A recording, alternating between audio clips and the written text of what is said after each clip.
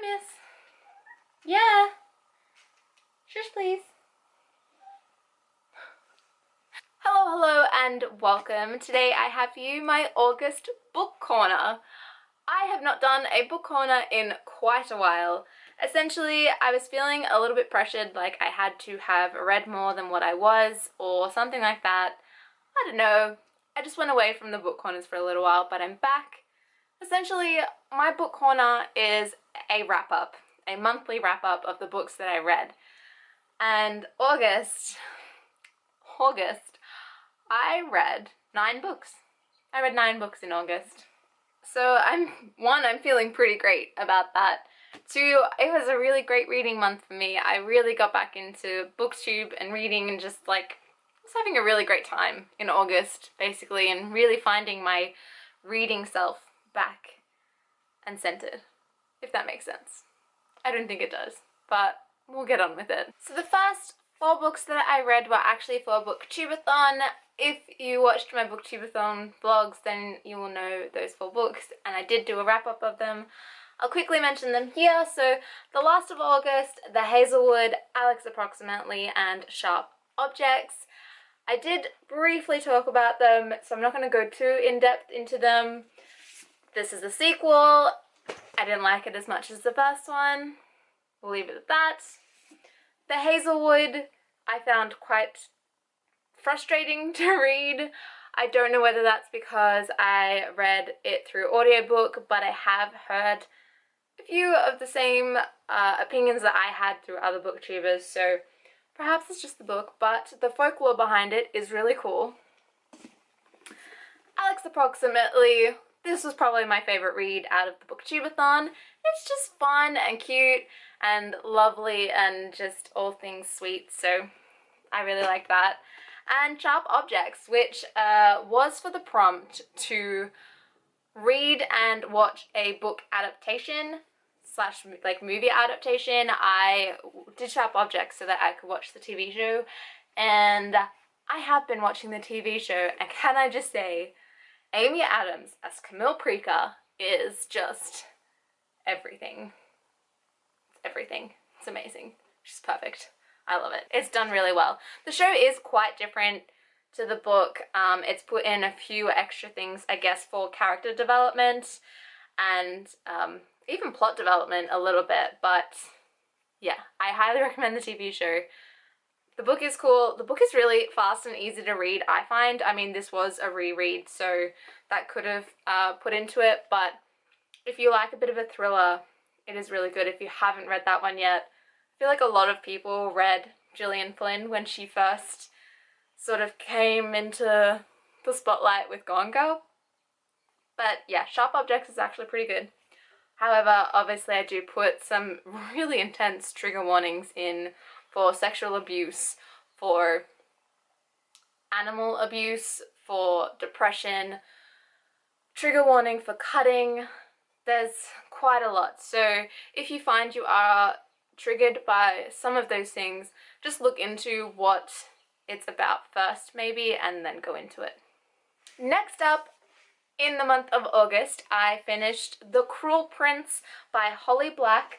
This is the Owl Crate Special Edition. I loved it so much that I am definitely buying the original edition so that when I get The Wicked King, I can have matching set, but also like this really cool set because it was a really good book, if you didn't know. This is amazing. It has gone through Booktube. I was a little bit delayed in getting to it. Basically, I wanted to read it because Owlcrate said that there was going to be an item in the next box, which was the August box, that was going to be inspired by The Cruel Prince. So I picked this up in July. I paused on it to read Booktubeathon, then I went back to it, and whew, it was good. I read it through audiobook. I think I'm going to reread it physically because I feel like there were parts that I missed, or I didn't get as much depth from as I maybe could have if I was reading it physically. That does sometimes happen with audiobooks. They're a bit hit and miss, but I still recommend them because they do help with reading more and consuming more books. if you are that way inclined. So The Cruel Prince follows a character named Jude. Now, when Jude was 7, her and her sisters were stolen away to live in the High Court of Fairy.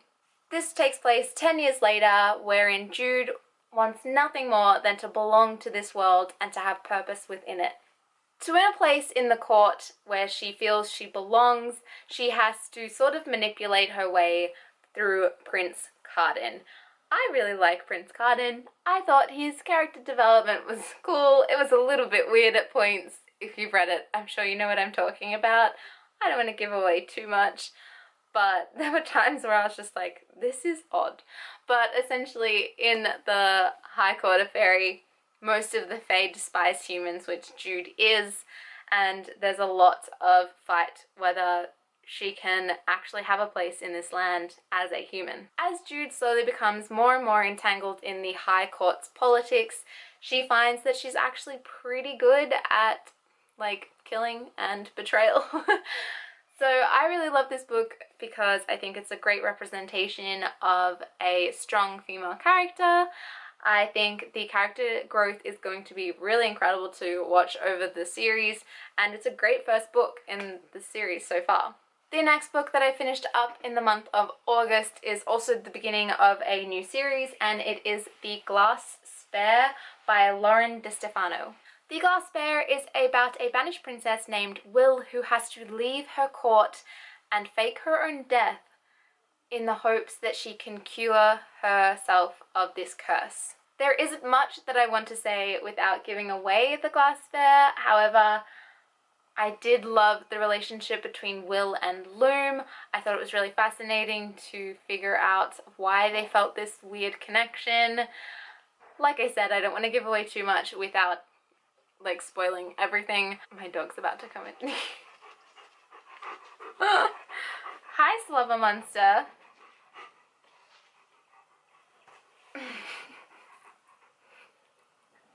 God damn it. Again, I did read this through audiobook, and I think I may have hindered myself a little bit in terms of grasping more of the story. I think I'm definitely going to continue on with this series, but I might give it a reread before the next one comes out, or as I'm starting to read the next one, maybe I'll watch like a book talk or something, because thank you, Fox, because I do feel like I missed some of the plot, but from what I grasped of it, it was fab. It's really interesting. I'm super intrigued to see where this goes. Yeah. Hi, bub. Hi. Hello.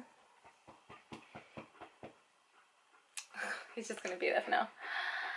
The next book that I finished was Harry Potter and the Order of the Phoenix. Finally did it. The biggest one. Got through it. I started this, I think, either at the end of June or the start of July.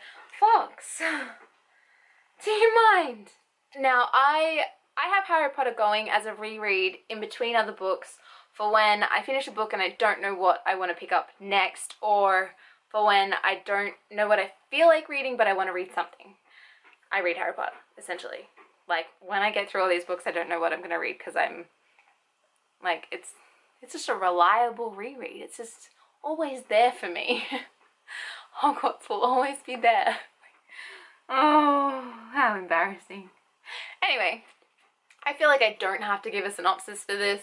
Most people know what's happening. I do want to say that I wish in the film there was a little bit more about Neville's parents, a little bit more about St. Mungo's, the hospital. I found it really intriguing.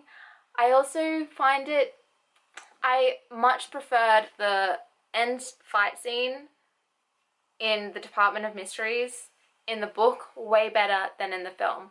I think the book makes it seem like a little bit more realistic in the terms that the kids do not get away with it as easy as they do in the film.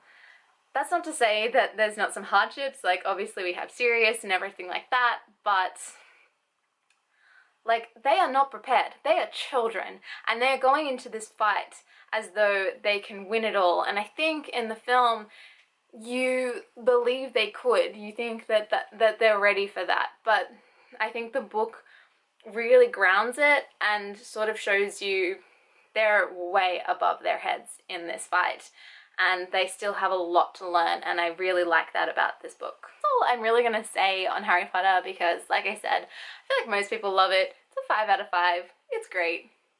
I will always enjoy reading and rereading, and you just keep finding out more every time you reread. So the next book that I picked up, I believe, is actually either a late July or early August release, and it is Monday's Not Coming by Tiffany D. Jackson. I read this through audiobook. There was a few audiobooks this month. It's just an easy way to get through things. I do actually want to highly recommend the audiobook for this. I found the vernacular really easy to understand because obviously it was being spoken to me and I could physically hear her voice, because it is actually told from the perspective of a 14 to 16-year-old girl, and I believe the narrator is around that age herself. So it really grounded the story for me. I don't want to give away a part of it, but part of her speech is very specific, and having the audio, it was easier. There's no way for me to say this without giving it away. I just highly recommend the audiobook. I also really love this book because it's an untrustworthy narrator. I love an untrustworthy narrator because in books we essentially take what we read at face value. We believe we should trust the narrator. We believe we should trust what's being told to us. It may seem to be her truth at the time, but it's not necessarily true. It was so fascinating. I really loved it. Highly, highly recommend. This was definitely like I would say either 4.5 or 5-star read for me. So Monday's Not Coming is about a girl named Claudia whose best friend goes missing over summer. Now she keeps telling all the adults in her life that there is something wrong, that her best friend would have said something to her. However, her family are being super deceptive. So her sister says that Monday is at her aunt's, and then her mom says that Monday is at her dad's, and it's a circular thing where everyone keeps saying she's somewhere, but no one has actually heard from her for months. It takes a while for Claudia to find someone to actually look into it properly. She tries going to the police. They won't take any of it because where Monday lives is a slightly poorer housing district, which generally in this town comes with more police matters. But slowly people do start to realize that something's not quite right and they look more into it. Without giving anything away, something has happened to Monday, and you just I never would have expected it. The way it's revealed is incredible. I found this so amazing. Please do give Monday's Not Coming a read. I'm super intrigued about Tiffany D. Jackson's other novel, which is Allegedly. I think I'll have to pick that up pretty soon because her writing style was impeccable in Monday's Not Coming. Last this month, but by no means least, I read To All the Boys I've Loved Before. I mean, is this in like everyone's August reading? I feel like it would be. I hadn't read To All the Boys I've Loved Before. Of course, there was all the hype about the film coming out this month, and I was like, I have to read it before I watch it because everyone was just loving it so much. So I picked up the paperback because I really loved the spines. They're all different colors. But I had seen this and it was always suggested to me by like Book Depository, about like other books that I've read, or by booktubers that I follow. They've all loved it. I don't know why I didn't pick it up. I feel like I was deceived by the front cover or something. I'm not sure. It was just, I don't know why, but I finally did, and it's so sweet. It's so cute. It was actually really great because it was like a social read, because a few of my friends were also reading it for the first time. Obviously people were watching the film, so I could bond over that.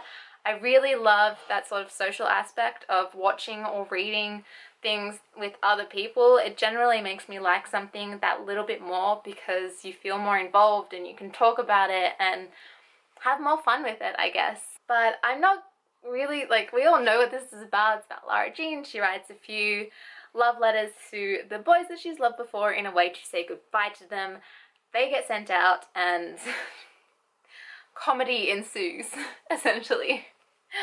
I thought this was super cute. I did like this a little bit more than the film, just in terms of some of the really sweet scenes we get to see between Lara Jean and Peter Kay as they slowly but surely start to fall for each other.